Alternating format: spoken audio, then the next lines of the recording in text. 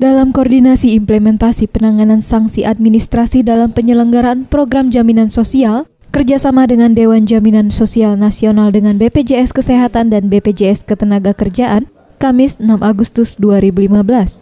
Mukti Sulaiman, Sekda Sumsel menghimbau kepada perusahaan di Sumsel untuk segera mendaftarkan pekerjanya untuk mengikuti BPJS Ketenagakerjaan. Menurut dirinya, saat ini masih banyak perusahaan yang masih belum sadar untuk mengikuti program BPJS ini, baik BPJS Kesehatan atau Ketenagakerjaan. Menggunakan fasilitas. Nah, kenapa belum sadar? Belum masuk BPJS, kan dia ada iuran. Nah, kemudian bagi yang miskin itu ada namanya PBI. Ya, PBI itu dibantu pemerintah. Datanya itu.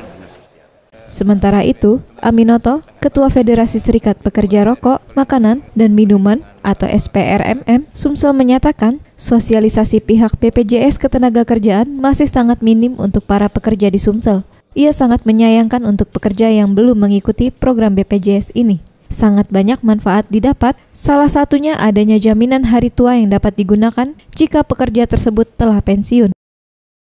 Yang dikoordinasikan terutama dengan serikat pekerja sendiri, karena tanpa ada pengawasan yang menyatu, ya tentu tidak akan bisa dilaksanakan dengan baik.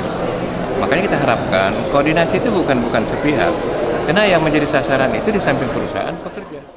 Umardin Lubis, Kepala BPJS Ketenagakerjaan Palembang mengatakan, dari 3 juta pekerja di Sumsel, baru 400.000 pekerja yang mendaftar ke BPJS Ketenagakerjaan. Untuk itu, BPJS akan melakukan sosialisasi terkait pentingnya BPJS Ketenagakerjaan untuk mengcover para pekerja, namun jika pihak perusahaan masih membandel, sanksi tegas akan segera diberlakukan.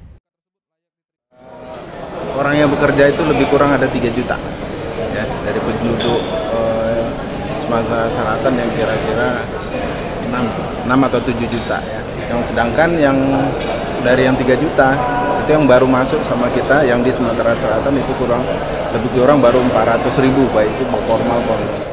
Farel Dwi Satria, Sriwijaya TV.